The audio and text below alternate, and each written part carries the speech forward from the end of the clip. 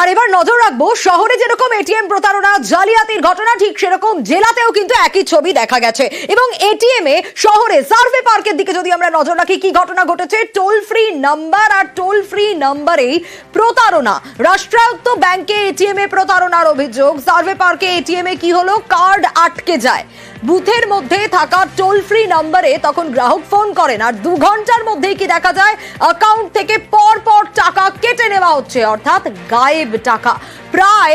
1 লক্ষ টাকা অ্যাকাউন্ট থেকে উধাও আর টোল ফ্রি নাম্বার সেটা পাল্টে দেওয়া হয়েছিল জালিয়াতদের তরফ থেকে এক রকম জালিয়াতরা এক রকম ফন্দি আটেন এবং তাতে সাফারার হতে হয় সাধারণ মানুষকে এক্ষেত্রেও টোল ফ্রি নাম্বার পাল্টে দিয়ে কারসাজির অভিযোগ উঠে আসছে ব্যাংকের যে টোল ফ্রি নাম্বার সেই নাম্বার ঢেকে দেওয়া হয়েছিল এবং ঢেকে দিয়ে একটা জাল নাম্বার দেওয়া হয়েছিল এবং যখনই কার্ড আটকে যায় তখন গ্রাহক ওই জাল নাম্বারেই ফোন করেন এবং প্রতারণার শিকার হন শুধুই স্টিকার সেটে টাকা চোট না এছাড়াও আরো পন্থা ছিল তাদের এটিএম এও ক্লোনিং ডিভাইস লাগানো ছিল বলে সন্দেহ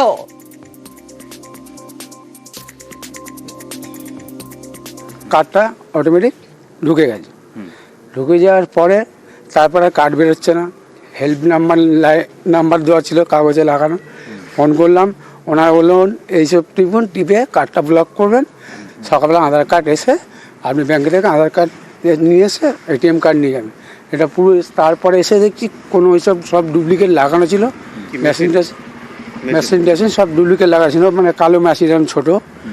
ওটা ওর সামনেই লাগানো ছিল ওই মেশিনের সঙ্গে কত টাকা কাটলো আমার 25,000 টাকা কেটে 3বারে মেশিনে কার্ড দেওয়ার পর মেশিনের মানে কার্ডটা পুরো ভেতরে চলে যায় মানে আমি বের করতেই পারিনি কোনো কারণে তো যখন দেখলাম ভেতরে চলে গেল বের করতে পারছি না তখন আমি স্যার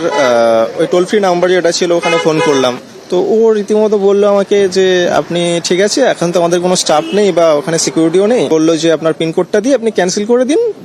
ফের আপনি কাল সকাল 9টার সময় এসে আপনার আধার কার্ডটা শো করিয়ে আপনি এটিএম কার্ডটা নিয়ে যাবেন তো সেই মতন আমিও ওটা করে চলে যাই ওখান থেকে তো দেন 10টা নাগাদ দেখি স্যার আমার অ্যাকাউন্ট থেকে পরপর ব্যালেন্স মানে অটোমেটিক্যালি কাটছে কিন্তু 10 করে তখন কাটতেই আছে তারপরে যখন স্যার আমি ওটাকে স্টেটমেন্টটা দেখলাম তখন আমি দেখলাম যে আমার 1,30,000 টাকা কাটা গেছে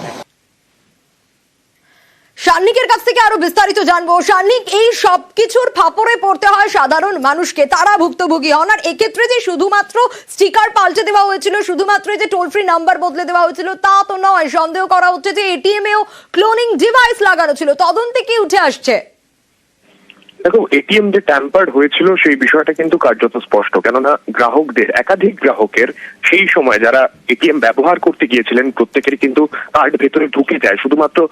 ইএমভি চিপে এখন আমরা জানি কার্ড ভেতরে আটকে থাকে তাতেই কিন্তু গ্রাহকদের সন্দেহ হওয়ার কথা নয় মূলত এই কার্ড ভেতরে আটকে দেওয়া এবং ভেতর থেকে আর একেবারে দেখতে না পাওয়াতেই যারা ছিলেন তারা প্রত্যেকেই কিন্তু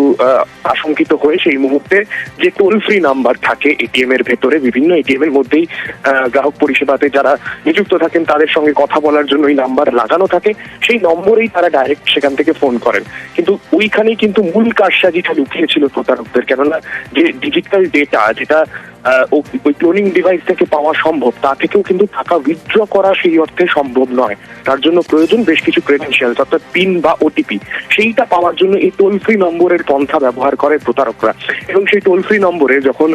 প্রত্যেকে যারা গ্রাহকরা সেখানে গিয়েছিলেন তারা বিশ্বাস করে যখন তাদের ডেটাগুলো দিতে থাকেন তাদের অ্যাকাউন্ট থেকে একের পর এক টাকা গায়েব হতে থাকে এবং এক্ষেত্রে শুধুমাত্র গ্রাহকদের নেগলিজেন্স নয় এক্ষেত্রে ব্যাংকেরও একটা যে দায়িত্ব রয়েছে সেই বিষয়টাই কিন্তু প্রত্যেকে বলছেন একেবারে শার্নিক কিভাবে জালিয়াতি কি বলছেন সাইবার এক্সপার্টরা দেখুন ওটিপি ডেফিনেটলি দিয়েছে এবার সূত্রপাতটা হচ্ছে ওটিপি দিয়েছে কেন কারণ সে যেহেতু কার্ডটা ভেতরে ঢুকে গেছে সে দিশেহারা হয়ে গেছে সে কল সেন্টারে ফোন করেছে কল সেন্টারটা ডেফিনেটলি ব্যাংকের নয় জামতারা সে বুঝতে পারেনি এবার তাকে ইনস্ট্রাকশন দেওয়া হয়েছে এই করুন এই করুন এই করুন সে সেটা ফলো করে গেছে এবং বিভিন্নভাবে প্রতারিত হয়েছে এবার কী কীভাবে হতে পারে একটা হচ্ছে তাকে ওই ইউপিআইতে রেজিস্টার করে নিয়েছে তার মানে তার ব্যাংকের যে রেজিস্টার্ড নাম্বারটা আমি কি করলাম আমার মোবাইলে একটা ইউপিআই ইনস্টল করলাম করে বললো তোমার নাম্বারটা কি আমি আপনার নাম্বারটা দিয়ে দিলাম এবার যেহেতু সঙ্গে সঙ্গে আপনার কাছে ওটিপি যাবে সেই ওটিপিটা যদি আপনার কাছ থেকে আমি পেয়ে যাই তাহলে আমার মোবাইলে আপনার ব্যাংকে দিয়ে ইউপিআই রেজিস্টার হয়ে যাবে তারপর আমি ট্রানজ্যাকশন করতে পারবো কোনো সমস্যা হবে না কারেক্ট এটা একরকম উপায় নাম্বার 2 হচ্ছে নেট ব্যাংকিং ইনিশিয়েট করেছে বা কোনোভাবে একটা কিউআর কোড ইনিশিয়েট করেছে, করে সেখান থেকে টাকাটা বার করেছে। মেইনলি হচ্ছে যে মানুষের বিশ্বাসটা অর্জন করেছে, কারণ ও ভেবেছে যে এই কল টোল ফ্রি নাম্বারটা এটা ব্যাংকে। মানুষ কিন্তু ব্লাইন্ডলি যা টোল ফ্রি নাম্বারের যে এজেন্ট যাকে সে ফোন করেছে, সে যা বলেছে সে তাই করেছে, এবং তারপরে কিন্তু যা হয়েছে সেটা একটা নর্মাল ফ্রড। যেখানে এটার ইনোভেটিভ পার্টটা হচ্ছে যে সে ফিজিক্যালি এসে এটিএমটাকে টার্গেট করেছে এবং কার্ডটাকে সে ঢুকিয়ে দিয়েছে। তার মানে কোথাও এটিএমটা মেজর কম্প্রোমাইজ হয়েছে, এবং সেটা কিন্তু ব্যাংকের ডেফিনেটলি দায়িত্ব নেওয়া উচিত। আর এবার শোনাবো সাধারণ মানুষের মনে যে প্রশ্নটা সব থেকে বেশি ঘোরাফেরা করে, এটিএম জালিয়াতি থেকে বাঁচতে কি করবেন? সাইবার এক্সপার্টদের পরামর্শ, সতর্ক থাকুন। এই সমস্ত কাস্টমার খুব একটা টেক সেভি নয়, খুব একটা জানে না, তাদের কিন্তু যেখানে সিকিউরিটি গার্ড নেই সেই সব এটিএম কিন্তু অ্যাভয়েড করা উচিত। নাম্বার 2 যেটা আমি বারবার বলবো, যে ওখানটাতে ঢুকে দেখা উচিত যে এটিএমটা কোনোভাবে কোনো আঠা কিছু ওখানে আটকে আছে কিনা। নাম্বার 3 হচ্ছে ওখানে একটু লুজ আছে কিনা যেখানে কার্ডটা ঢোকানো হচ্ছে, বা একটু ওরকম কালারটা চেঞ্জ কিনা, পুরো এটিএমটা পুরনো ওইটা নতুন টাইপের দেখাচ্ছে। তো এইগুলো না রেড ফ্ল্যাগ অ্যাকচুয়ালি গ্রাহকের জন্য। তো এরম যদি হয় সঙ্গে সঙ্গে একটা ওই নিকটবর্তী ব্রাঞ্চে বলা উচিত যে এখানে কোনো গন্ডগোল থাকতে পারে। আর তারপরে যদি কোনো জায়গায় এরকম কার্ড ঢুকে গিয়ে থাকে, ইমিডিয়েটলি সঙ্গে সঙ্গে ব্রাঞ্চে গিয়ে রিপোর্ট করা, বা ব্রাঞ্চের যে ল্যান্ডলাইন নাম্বার বা রিলেশনশিপ ম্যানেজারের নাম্বার বা ব্যাংক ম্যানেজারের নাম্বার এগুলো নিয়ে রাখা উচিত। তাকে রিপোর্ট করা যে এরকম একটা কাণ্ড ঘটেছে, আপনি অ্যাকশন নিন। কার্ডটা যদি ব্লক হয়ে যায় তাহলে কিন্তু আর কিছুই হওয়ার সম্ভাবনা নেই। উল্টো আরেকটা করা যেতে পারে, নেট ব্যাংকিং এ যদি ঢুকে যাই, তার জন্য তো কার্ড লাগে না, এটিএম কার্ড লাগে না, নেট ব্যাংকিং এ ঢুকে আমি যদি কার্ডটাকে ব্লক করে দিই তাহলেও কিন্তু আমাকে ওখান থেকে টাকা আর বেরোবার কোনো উপায় নেই। তো এইগুলো ইমিডিয়েটলি করা উচিত। আর যদি কোনো কারণে টাকা বেরিয়ে যায় তাহলে ওই প্রসেসটা 1930-তে ফোন করে অ্যাকনোলেজমেন্ট নাম্বার নাও, সেটা নিয়ে পুলিশের থানায় চলে যাও, সাইবার সেলে, সেখানে গিয়ে জিডির নাম্বার নাও, এই দুটো নাম্বার নিয়ে গিয়ে ব্যাংকে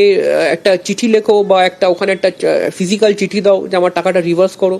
যদি এটা না হয় তাহলে আরবিআই এর যে কমপ্লেইন নাম্বার আছে, হ্যাঁ, অম্বুডসম্যান যে নাম্বারটা আছে, সে ওখানে আরবিআই তে কমপ্লেইন করে যে আমি ঠিকমতো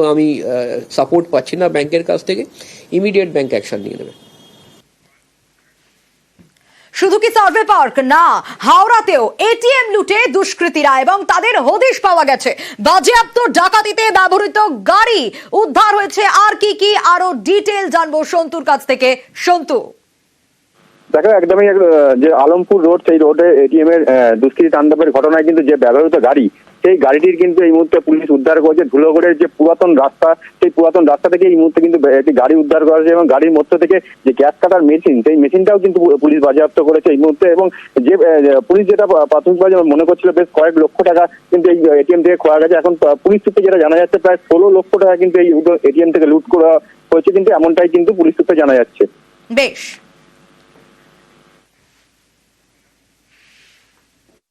একটা এটিএম এ চুরির ঘটনা ঘটেছে। বেসিক্যালি গ্যাস কাটার দিয়ে এটিএম এ যেখানে টাকাটা রাখা হয় ওটা কেটে ওখান থেকে টাকা বার করেছে। আর এটা আগুন ধরায়নি, বেসিক্যালি গ্যাস কাটার থেকে ওটা কাটতে গেলে ওখানে কিছু স্পার্ক হয়েছিল, তার জন্য কিছুটা তার পড়েছে। আমরা তারপরে সিসিটিভি ক্যামেরা আর অন্যান্য আমাদের যে সোর্স আছে তাদের হেল্প নিয়ে গাড়িটাকে ফিক্স আপ করা গিয়েছে। তারপরে গাড়ি রিকভারি হয়ে গেছে, গ্যাস কাটার আর অন্যান্য ইকুইপমেন্ট পাওয়া গেছে। গ্যাংকে আমরা মোটামুটি ফিক্স আপ করেছি, আশা করি খুব শীঘ্রই আমরা ধরবো। আমরা ওদেরকে ট্র্যাক করছি, খুব শীঘ্রই ধরা পড়বে।